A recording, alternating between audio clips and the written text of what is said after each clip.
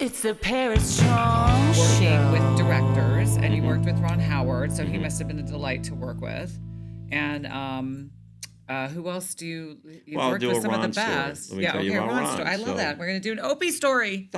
So I think that's cute. the first movie was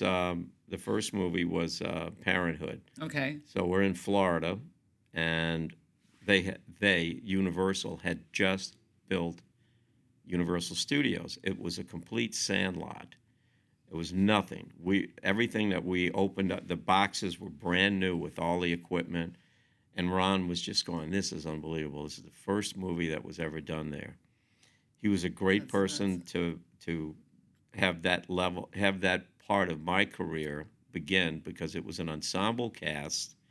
He had Steve Martin, Mary Steenburgen, Diane Wiest, Jason Robards, Keanu Reeves, very young, Martha Plimpton, and an actor now who's named Joaquin Phoenix, but at the time was named Leaf Phoenix, and he was only 9 or 10 years old in the movie. So that was, a big ensemble. And Ron could just juggle with all of them, and it was a bunch of kids in the movie. And I was just mesmerized as the way he did it. And so when the movie was over, I would always, go up and someone, if not my dad, but someone along the way would say, always thank the producer. You thank the production manager every day when they call a wrap. You go, thank for a day's work. You got a day's work out of the person, So when the movie was over, they'd always say, go thank the director and the producer. So I went in to thank Ron, and I said, it's a great experience, thank you. And he just said, listen, I've just started a new company. It's called Imagine. He goes, I don't know, where I can fit you in later, because he's going to immediately go do another movie. But he said at that time, he said, whenever I direct, I want you with me. Wow. And I thought, okay, that's money. But it was a while before we, and the second movie was Backdraft. And so... that was wild, too. You had to learn about all the... Oh, God. So there was a meeting before Backdraft, before the filming, like months before. And they were going to put the actors through fire training course through the Chicago Fire Department. And the publicist turned to me, and he goes, you're going too. He points to me, and I said, what are you talking about?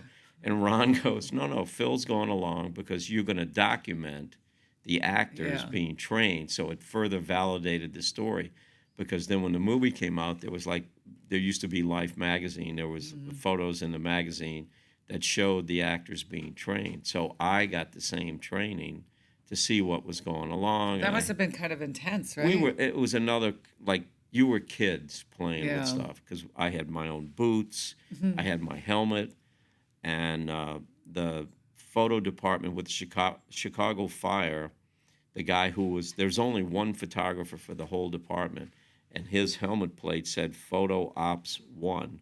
And so somewhere during the movie, the photographer came on the set, and he gave me Photo Ops 2. So I always had the plate with my name. He says, you're the second photographer for Chicago. Oh, that's good. You got to ride on fire. I mean, kids. There was a point where... It seems like it'd be dangerous. Was it dangerous? No? Oh, it could be, but Yeah, I had a it was bag, more fun. a camera equipment, wherever we were filming. Yeah. We filmed in 8 different firehouses. And whenever we would get there, I'd go over and meet the rest of the real firemen, and I'd say, look, if you guys roll on a call, could I go with you? And I had my own boots and coat, so you had to have your gear, Right. as well as photo gear. And so there was one day, we walked down the street to go to lunch, and we're all there, and the regular firemen are there. And as soon as they sat down to eat, you hear, and their walkie-talkie went off, and they just stood up instantly. And one of the guys looks at me, he goes, okay, Hollywood, let's roll. And I said, what? And he goes, you wanted to ride, let's go. So he goes, they're going to bring the pumper is going to come down the street and pick us up at where we were eating. But that's why when you got there, you put all your stuff on the truck, because just for that kind of situation. And all of a sudden the pumper comes down, and I asked the publicist, I said, should I go? And I asked Ron, I go, should I go or what? He goes, you got a chance to go. Ron goes, go. I'm on the pumper, and it pulls away, and I'm waving at the crew, and they're looking at me like, where the heck you think you're going? And it was hilarious. The pumper. That sounds weird.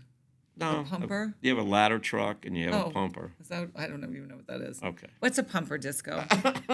Well, so All right, so it's Brad all- Jeff is so Ron Howard, and he's doing very well, right? I mean, he's like Then we did Far and Away. We went to Ireland. Oh, with Nicole Kidman. Right. Yeah. And so we had a couple of months in Montana, and then we went to Dublin for about 6 to 8 weeks, and then we go to Dingle for the end of the movie, which was actually the end of our filming was actually the very beginning of the movie. It was almost completely flipped.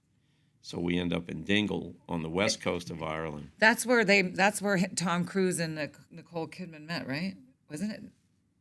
No. I don't know about that part. No. Am I thinking They were of a already different way? married. Oh, they were? Okay, so They that were. wasn't. That was a weird couple. Yeah. Anyways. No. They were married like. I find them a weird cut. couple. I don't get that one. But they're both very, very talented people. So It's the Paris Chong Show.